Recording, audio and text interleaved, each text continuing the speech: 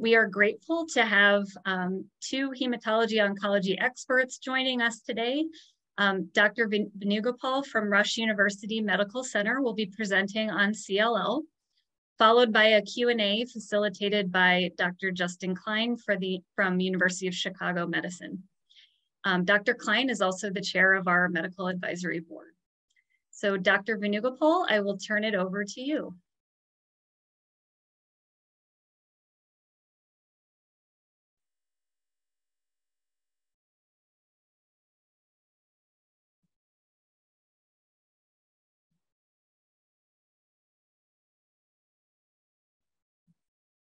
Thank you, Carrie, for that introduction. And I want to welcome everyone for this program. Over the next 25 minutes or so, I will give you some information about CLL, chronic lymphocytic leukemia. The first few slides, we will talk about chronic lymphocytic leukemia, what we know as of today. But main talk will be on treatment options, initial treatment, subsequent treatment, and even more important, what are the new treatments on the horizon? So these are the things I'll be focusing on. And as Carrie mentioned, we already received and reviewed some of the questions from the participants. And I will try to answer some of these as I go along with these slides, because much of that information is in the slides, and whatever is remaining, we will try to answer at the end of the session along with Dr. Klein.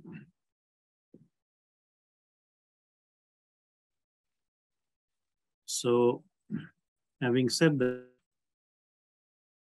chronic lymphocytic leukemia is the most common type of leukemia in the Western world.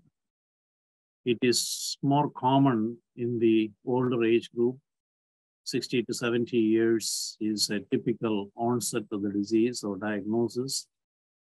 And many of the patients who are diagnosed with CLL are asymptomatic.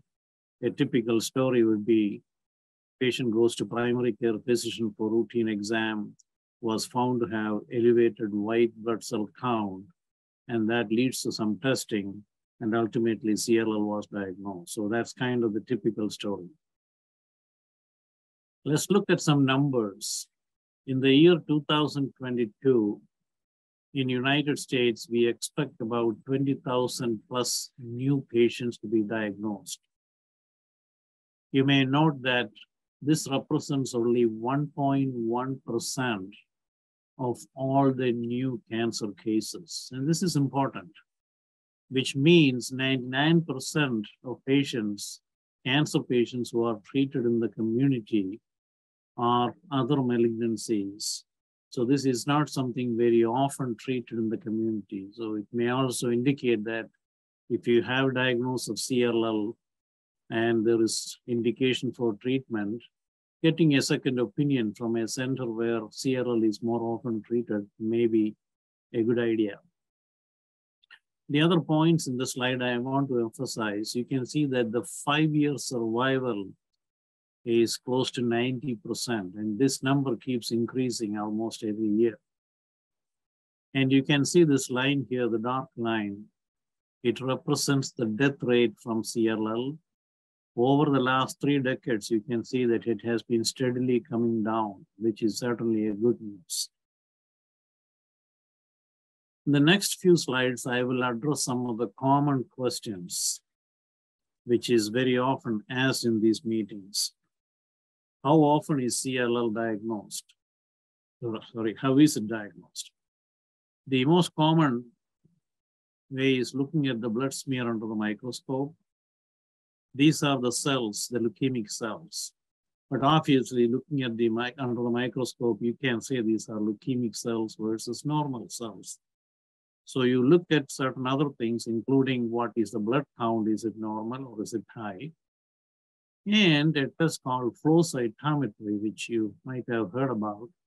This is a test where we run these cells through a machine, and with a laser beam, the cells are identified as leukemic versus normal cells. In most cases, flow cytometry can confirm the diagnosis of CLL. In some cases, it may not be easy. Therefore, additional testing, including bone marrow biopsy, may be required. Another question that shows up is, what is my prognosis? In recent years, there have been many advances in establishing prognosis of patients with newly diagnosed CLL. Some of the factors that help in the assessment of prognosis is outlined in this slide. Expression of certain proteins on the surface of the leukemia cells like CD38, SAP70, you may have heard about this. Serum beta-2 microglobulin, which is something we check in the patient's blood. Also, mutation status of this gene, the IGHV. And FISH cytogenetics can identify some of the chromosome abnormalities which are indicative of adverse prognosis. And also gene mutations like TP53, which corresponds to deletion of 17p chromosome. So your oncologist may use terms like chromosome, FISH study, PCR or polymerase chain reaction, mutation analysis, or NGS or next generation sequencing. These are all terms you may hear. To give you an example, if you look at the FISH study in a patient with CLL, if the patient has, for example, a 17p deletion, which I mentioned before, these patients have a risk of death much higher than patients who have a normal chromosome. So normal chromosome, they have much better prognosis compared to 17p. And there's some other abnormalities also indicate inferior prognosis. Now, this is the original study which showed this difference, but with the new treatment options nowadays, the outcome, even for 17p deleted patients, are much different. And that's something very important for you to know. One of the common questions that has come up even in the questionnaire from some of you today is, what are the indications for starting treatment? As I mentioned before, very often CLL is diagnosed by noting the increased white cell count in an asymptomatic patient. And most of the time after diagnosis, the doctor will tell you, well, we will continue to watch you.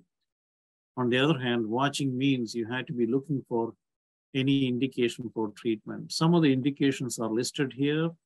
If you develop symptoms like weight loss, night sweats, without any other reason, that may be from CLL. If you have evidence of marrow failure, that means you become more anemic, your platelet count go down. Or if you have enlarging lymph nodes and spleen, or increasing lymphocyte count, these are all likely indication for treatment, starting treatment. So I think it is important for you to know that observation is appropriate in the absence of indication for treatment. Having said that, what is the best way to treat on the first line, or there's the first line treatment or initial treatment? There's a long list of options. We used chemotherapy in the past a lot, either alone or in combination with monoclonal antibodies such as rituximab. And we used combinations like FCR. At least one of you who are participating today have been treated with FCR based on the information I got. Bendamustine and rituximab also used to be another chemotherapy combination. We don't use this very often nowadays. In fact, after these drugs here, ibrutinib, acalabrutinib, and venetoclax showed up in the market, this is more often used either alone or in combination with the monoclonal antibody Gazyva or obinutuzumab. So this is what I'll be focusing on in the next several slides. Clinical trials is always something very important to consider. Many of these treatment options came to us because of clinical trials, availability of investigators to do the trials, and more important, participation from people like you in these trials. So most of these agents which I mentioned were developed and came to the market in the last less than a decade, you can see. Ibrutinib was one of the first to show up in the market. And then, of course, you have the newer monoclonal antibodies and newer BTK inhibitors. That's a group of drug called BTK inhibitor. The newer one is acalabrutinib. And newer monoclonal antibodies, such as Gazyva or obinutuzumab, which is a newer form of rituximab. There are also certain other agents that showed up which didn't last much long because of side effects. They were withdrawn from the market, like duvelisib. Also, certain new treatment options such as CAR-T are being tried, but not yet FDA approved in the setting of CLL. So to talk about these new agents a little bit more, I thought the best way to show a leukemic cell. This is a typical leukemic cell. And if you look at the cell very closely, you have certain proteins on the surface of the cell, which are used as targets for monoclonal antibody. The typical target that is used is CD20, and that's a target for monoclonal antibody, rituximab, as well as a newer one, Gazyva or obinutuzumab. There are also monoclonal antibodies which not only bind to this antigen, but also bind to a T cell. As you know, T cells are the cells that can come and kill the tumor cell. So these antibodies called BiTE or bispecific T cell engager. These antibodies can bind to the cancer cell as well as bind to the T cell and pull it to the site so that they can kill the cell even more effectively. Now, these BiTEs are not yet FDA approved, but there are some very exciting new information which I will talk about later on. This is the BTK inhibitors, which we will talk about. Ibrutinib and acalabrutinib, both are FDA approved for CLL treatment. Now, unlike the proteins on the surface, these drugs inhibit certain pathways, and these are pathways which the cancer cell depend to survive. So if you inhibit them, you can specifically kill the cancer cell without affecting the normal cells. That's the beauty of these targeted agents. Venetoclax is another drug we'll be talking a lot. Again, FDA approved for CLL. It inhibits this protein called BCL2. Again, very important in promotion of leukemia genesis. This shows the list of FDA-approved BTK inhibitor family drugs. Ibrutinib, acalabrutinib, as well as zanubrutinib, which is the new kid in block. Zanubrutinib is not FDA approved for CLL yet, although there are very good data, study data indicating the ability of this drug also to be effective in CLL. Ibrutinib is given twice a day. Sorry, ibrutinib is given once a day, whereas acalabrutinib or Calquence is given twice a day. And zanubrutinib can be given once a day or twice a day. These are some of the key side effects. Ibrutinib has bleeding and atrial fibrillation, which is irregular heart rhythm, as one of the side effects. It is much less with these drugs. Acalabrutinib also comes with headache, which is seen in about a third of these patients, which again is easily manageable. Ibrutinib has the longest track record because it was the first one that was approved by FDA. So if you just give ibrutinib alone monotherapy, you can see more than 80% of the patients are with the disease control surviving after 7 years. Of course, then it was compared to what was considered standard of care at that time. And you can see that ibrutinib is the winner, significantly better outcome. In 2019, there were 3 major studies that compared these new agents with chemotherapy. This is the first one, obinutuzumab plus ibrutinib compared to chlorambucil, and clearly obinutuzumab with ibrutinib was the winner. And this was the first non-chemotherapy combination approved by FDA in January of 2019. And then ibrutinib with rituximab was compared to the most effective chemotherapy at that time, FCR. And what was the result? Not only the disease control, but also the survival was better with ibrutinib combination. So ibrutinib with rituximab lead to better disease control and survival compared to FCR. And then the combination of ibrutinib was compared to bendamustine and rituximab, which is another chemotherapy we used a lot. Again, showing that ibrutinib or its combination is much better than chemotherapy. And venetoclax was also combined with obinutuzumab and compared to chlorambucil and obinutuzumab, showing the venetoclax combination is much more effective than chlorambucil. And this led to the approval of this combination by FDA in 2019. So what I showed you is the novel agents in the first-line treatment, the studies that compared these agents with standard chemotherapy, and that led to the approval of these agents. How about subsequent therapy? If the patient comes back with disease after the initial treatment, again, there are several options. Chemotherapy is very rarely used in this situation.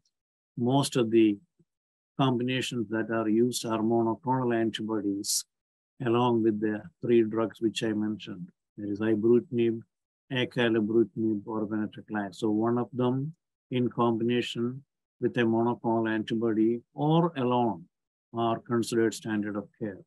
And obviously, the selection will depend on many factors, including what the patient received for first-line treatment. If they received a BTK inhibitor, you might go to venetoclax. In the setting of relapsed CLL, it's also important to consider newer options, including cellular therapy, which includes stem cell transplant or bone marrow transplant, as well as CAR-T, we will talk about later. Ibrutinib is superior to ofatumumab, monoclonal antibody in the setting of relapsed CLL. You can see the clear advantage of using ibrutinib even in the relapse setting.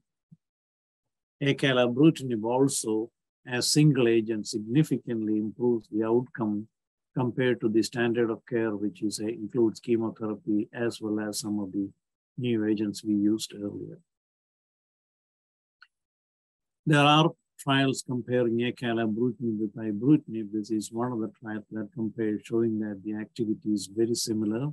Side effects may be favorable with acalabrutinib, but the efficacy seems to be very similar. Similarly, ibrutinib is also compared with zanubrutinib in the setting of CLL, showing that the efficacy is similar with a favorable side effect profile.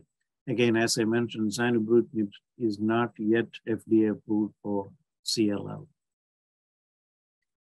To summarize, in the setting of relapsed refractory CLL, the two drugs that are approved under the BTK inhibitor family are ibrutinib or Imbruvica, or acalabrutinib or Calquence. These are not the comparison head-to-head, but you can see separate studies showing each of these are very active compared to what was considered standard of care at that time. In the setting of relapsed CLL, venetoclax is also a very important drug to consider. As I mentioned before, this inhibits the BCL2 protein and thereby taking away the advantage of the cancer cell growth. And what's the data we have? Venetoclax in combination with rituximab is very effective in the setting of relapsed CLL. In fact, this combination in this study was compared to a standard chemo we used in the older patients, bendamustine and rituximab. And what was the result? Compared to bendamustine and rituximab, venetoclax was superior in controlling the disease and keeping the disease under control.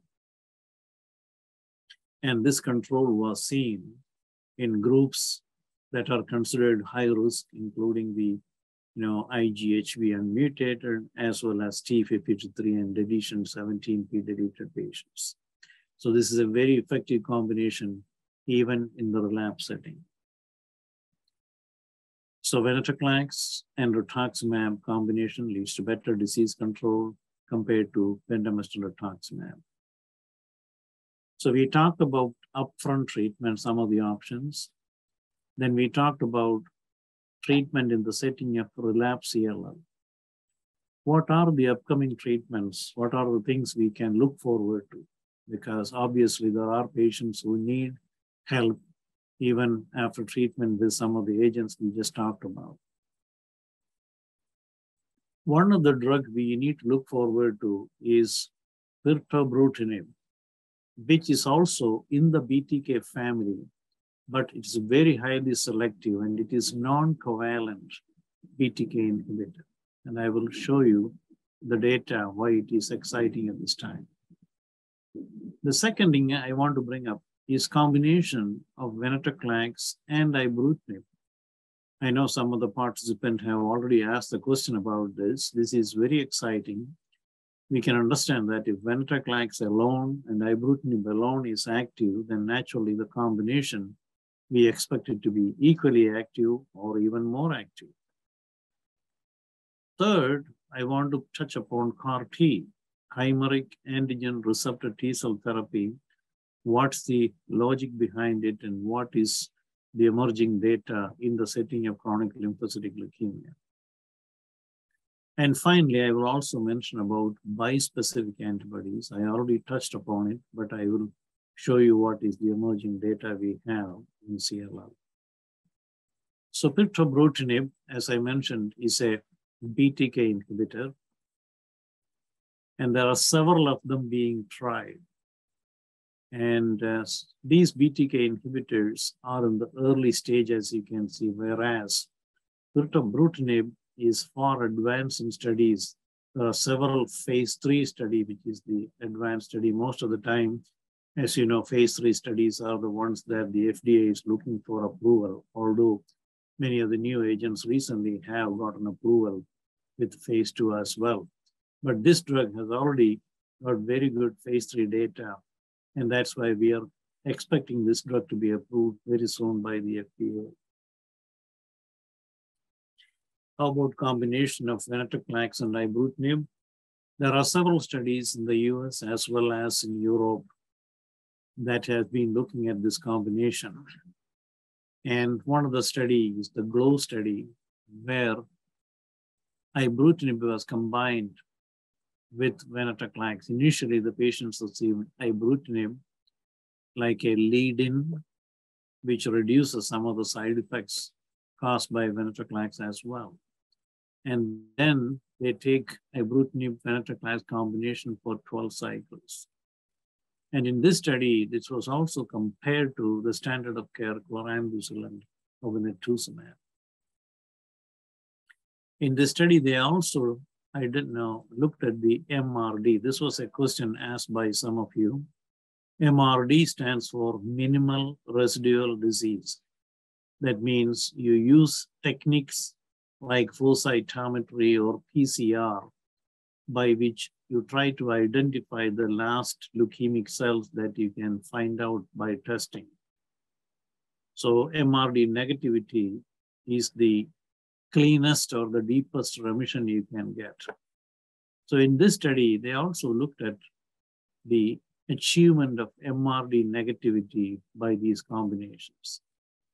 So just to give you an example, for example, see patients, when they looked at bone marrow versus peripheral blood, patients who received the combination of ibrutinib and venetoclax had a much higher MRD negativity compared to patients who received the standard of care combination. And that was what they saw in the peripheral blood also, which is very good because you can just check the blood and find out what is happening without having to do bone marrow each time. And that is a huge difference, as you can see here. And then what happened in the first year, it appears that patients whose MRD status was positive or negative, they did okay. But in the second year, you can see the difference. Patients who were MRD negative, they continue to do very well. Whereas patients who were MRD positive, they continue to drop off from the line. In other words, they started having progression of disease. And that, of course, was much worse in the standard of care arm, whereas in the experimental arm, which is the combination of the two drug, ibrutinib, venetoclax, even MRD positive, you can see, had a significant advantage over this group. CAR-T. CAR-T is something you hear a lot recently. And the basic principle is that you take the patient's healthy normal cells, lymphocytes. These are not leukemic cells, normal T cells from the blood, and you put them through some processing where they insert a receptor into the cell, which can recognize the patient's cancer cell. And you expand them and then infuse it back to the patient, just like a blood transfusion. And essentially, you expect these patient's own cells, which are modified with this receptor, to go and find out the leukemic cells and kill them. And that's the principle of CAR-T. CAR-T is fascinating. It has been already FDA-approved in certain diseases like diffuse large B-cell lymphoma, mantle cell lymphoma, follicular lymphoma, as well as myeloma. CLL is not yet approved, but some of the emerging data, including this one, which was very recently published, showing that in patients who have multiple lines of treatment, they have been able to keep the disease in control in about 40% of the patients, as you can see. Obviously, it's a limited follow-up, but this is very exciting. And this study, one of the co-investigators is Dr. Klein, who is with us today. He certainly will be able to answer some of the more detailed questions if you have. And finally, bispecific antibodies. As I said, these are antibodies that can not only attach the cancer cell, but also pull the T cells closer so that they can increase the cancer cell killing. And again, preliminary data, you can see patients who had 6 previous lines of treatment, different lines of treatment, and still relapsed, they have responded very well to this treatment. And this antibody, I just showed you an example of Corutamab. These are off the shelf. These are ready to be infused. You don't have to do any preparation or send it to the company for preparation like CAR-T. So this is a very impressive response, especially considering the previous treatments in these patients. So with that, what was I talking over the last 25 minutes? Well, one, I did emphasize the fact that we have recent major advances in CLL therapy. We have now non-chemotherapy options for first-line and subsequent therapies. We need personalized therapy based on patient and disease characteristics. So it's not just a one-size-fits-all. So patients and the disease characteristics should be looked at before deciding which is the best treatment for you. And CLL treatment is not a sprint. It's actually a long distance running. So we need to be very aware of sequencing of treatment. You don't want a treatment now to compromise your future treatment option, and that's very important. And finally, we should continue to participate in clinical trials because that's the way by which we can further advance this. With that, I'm going to stop my talk and thank you very much for your attention. Thank you very much, Dr. Venugopal. That was very helpful. And for those of you who have asked questions in the Q&A, it looks like Dr. Klein has been responding to some of those. And so I will turn it over to Dr. Klein to address some of the questions that were submitted in advance. Well, thank you, Carrie. And Venu, thank you for a great summary as always. You are an old pro. So we have a lot of questions. I'm not sure that we're going to get to all of them. So I've highlighted the ones, or Carrie, I should say, has highlighted the ones that may be recurrent themes. And so Venu, at the top of the list, as you might suspect, is CAR T-cell therapy. One of the questions is about CAR T clinical trials for CLL patients. Are there any CAR T-cell trials for CLL patients? Yes, thank you, Justin. So there are several clinical trials going on, and I showed you they are in the very early phase. And one of them I showed you, which certainly is probably the most promising. And as I mentioned, Dr. Klein is one of the investigators and one of the authors in that study as well. So I don't know, maybe Dr. Klein, if you have any insight into that. And I believe the first author was from City of Hope. Yeah, so as you pointed out, there are many ongoing cell therapy and CAR T-cell therapy studies, including those for CLL, probably too numerous to mention.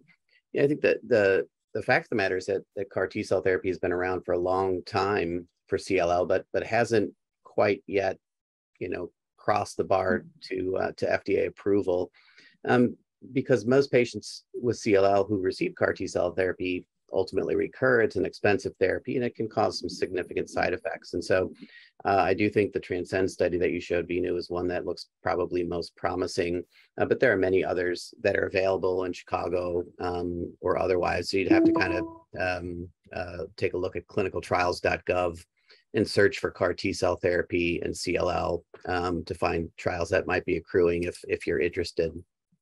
So we have some questions about starting treatment versus watch and wait.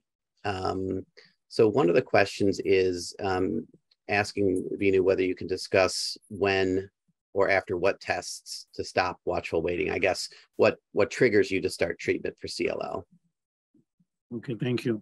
Yeah, I think one of the slides I showed you what are the indications of treatment. So somebody who is being observed without treatment, there are several reasons why your physician may suggest initiating treatment. Like if you come with symptoms, if you, in a routine 3-month or 6-month visit, you're telling me that, yeah, in the last 6 weeks, I have been having excessive night sweats, or I'm losing some weight and I cannot find another reason. My primary care physician already looked at it. They can't find another reason. That may be an indication. Or if you start developing anemia, your platelets start going down. Naturally, we will do some testing to see if you're iron deficient, if you have any vitamin deficiency, things like that. But if you don't find another reason, that's an indication for treatment for CLL. Like the other indication is if you have big lymph nodes. If you have one of the patients I have was doing fine, but he cannot put the tie because his lymph nodes in the neck are so swollen. That was an indication for treatment. So those are some of the indications I can think of. Thank you very much. And then there's a question about treatments and side effects. This person writes, I am in therapy number 5 with low-dose Venclexta, therapy number 3 with Gazyva, and number 4 with ibrutinib failed fairly quickly. When Venclexta stops working, what would be appropriate alternatives? Yeah, I think it will depend on many factors, including what was the reason why for example, Imbruvica, why was it stopped? Is it because of resistance? If it is resistance, for example, you should switch it to another one. And one of the promising drug I showed you, the pirtobrutinib, works in patients with ibrutinib resistance, because after ibrutinib, sometimes you can develop certain mutations, and this drug works in them. That is one. On the other hand, if you stop ibrutinib because of side effects, there may be other ways to approach it. You could use, for example, another BTK inhibitor like acalabrutinib, which may have a different side effect profile. So I think many factors, including the reason for why you stop it. Plus, of course, if you are looking for newer options, and if you have already exhausted the BTK and the BCL2 category of drugs, then as I mentioned, other options depending on your eligibility, CAR T, transplant, those are things I would consider. Great. Another question regarding treatments. Is Venetoclax shifting the 1-year treatment plan to a longer period? What are the latest results regarding this treatment? Good point. Yeah, so when Venetoclax was initially approved, as you know, you can use it as a single agent, but it is kind of an indefinite treatment. Whereas if you combine it with a monoclonal antibody, one of the fixed duration study is based on which the FDA approved it. You can use the monoclonal antibody, the IV infusion for the first 6 months, and along with Venetoclax, and you continue Venetoclax for a year. At that time, we do some tests to see how deep your remission is. And if you achieved a deep remission, you may be able to stop the drug at that point. In some patients, I may continue for another 6 months. And you can certainly go in the observation mode, being observed for evidence of relapse. And if you relapse, then of course, initiate a treatment either with the same drug or with a different drug. Yeah, I think I often do the same thing with initial treatment. In the relapse setting, in the second line treatment or beyond, I'll often continue Venetoclax for 2 years. I think once somebody's been on Venetoclax for a few months, it's a pretty well tolerated medicine. It doesn't cause a lot of problems in most people, maybe some blood count issues, but usually they're minor. And so I think the nice thing about Venetoclax, though, as compared with some of the BTK inhibitors, is the fact that the treatment duration is limited, which is nice. Okay. Benefits of monthly IVIG treatment. Okay, so IVIG is a immunoglobulin concentrate or protein. Immunoglobulin is what defends our body against infections. So in some patients with CLL, even before treatment, the immunoglobulin level can be low.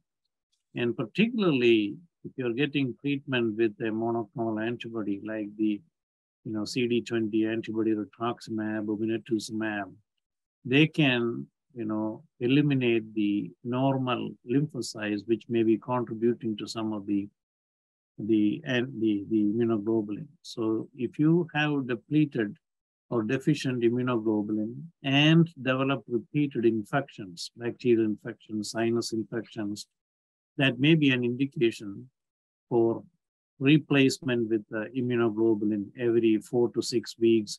We usually check the serum levels and try to keep it at a level where the patient gets rid of infections or get less infection. It's usually very effective if it is used in the appropriate setting. Agreed. There's a few questions about 17p deleted and TP53 mutated CLL. This particular question is interested in new treatments and prognosis of these specific subtypes of CLL. Maybe you could talk a little bit about, Venu, about how you approach about this type of CLL. Okay, thank you. So 17p, I think in one of the slides I showed you, this is one of the chromosome abnormalities, 17, the chromosome deletion, which corresponds to the P53 mutation. So if you see both of them, either essentially it's the same. So if you have that in the CLL cells, they can certainly, cause resistance to treatment and also increased chance of remission or increased chance of relapse. In other words, the remission duration may be shorter. But there are a few things to look at. One, just because you have P53 mutation doesn't necessarily mean you have that adverse prognosis. It also depends on, for example, what is the clone size? Is it a big clone versus a very small clone? Or you have other abnormalities associated with that, or is it a single isolated abnormality? These are all important before we say that is an adverse prognosis. That's number one. Number two, patients with P53 mutation or deletion 17p, even if you're in the observation mode, we tend to see these patients a little more often because of the progression risk, because the risk of progression is higher. And then third, about the treatment. In the past, this was a big concern because these patients have chemotherapy resistance, whereas now with the novel agents, I didn't show you the data, but I think in one of them I mentioned that even in the patients in whom 17p deleted, we get similar effects in the beginning in terms of response rates with the newer agent. Having said that, certainly these patients need to be monitored closely because they have a remission duration, which is less than what is in patients without the mutation. Great. So there's also a couple of questions about folks who are currently undergoing observation and wondering, based on some of the options you mentioned, what is the first best med to try? What is your preferred first treatment for folks with CLL, and does that depend on the person sitting next to you or in front of you in the exam room? Okay, so this is the first line treatment we are talking about. Yeah, I think we talked about two major options. One is the BTK inhibitors, the two of them, ibrutinib or acalabrutinib, or the other is the venetoclax. And many a time, this decision, which one to go with, will depend on many factors. And some of them are, of course, the convenience, oral agent versus combination. The patient will have to come to the clinic every month for infusion. Sometimes, older patient who is living alone may not be able to have transport, in which case I would prefer oral agent that can be taken at home. So that's one way to look at it. The other is some of the side effects. If the patient has a lot of disease, starting venetoclax, you have to be careful. Sometimes, you may get what is called tumor lysis, where you may need monitoring, close monitoring, which can be done in the clinic easily, but they may have to come to the clinic more often in the beginning. And third, side effects wise, for example, if the patient is on a blood thinner medication, sometimes we try to avoid a drug like ibrutinib. It can increase the bleeding risk, although it's not a contraindication. If you feel otherwise ibrutinib is the best drug for that patient, I will still treat it along with blood thinners, but I like to very closely monitor these patients for bleeding risk. So those are some of the factors I consider in selecting which combination or which drug. Perfect. All right. So there's a question about immune system. After beginning treatment with one of the current CLL approaches, BTK inhibitors, et cetera, does the immune system eventually improve to be stronger than before treatment, even though you may continue on with the treatment? How long does it take to achieve improvement? That's a good question, yeah. I think I can look back at older data when we use certain other drug, which I mentioned before, where there is data to show that if you have active CLL, your immune system function is much lower than if you are in remission from CLL. Once you are in remission, your whole immune system as a whole is much better off. So that is why, certainly getting into remission, even if you're continuing the medication, is in your advantage if you're looking at the immune function. Yep, okay. And then there's a couple of questions about clinical trials. One is sort of a softball of a question, I think. Is it a good idea to sign up for a research study for CLL? Asking a couple guys like us, I think I know the answer, but I think it's important for people to hear. Oh, absolutely. I mean, as I mentioned, in fact, that was the last bullet point in my last slide, that is clinical trials. I always encourage clinical trials. And if I don't have one in my institution, I will find out who has it. And if the patient can go there, that is my, initial advice always. And if they cannot go there, or if they don't want to go for a clinical trial, then of course I will provide standard of care, because clinical trials are the way by which we develop all these drugs.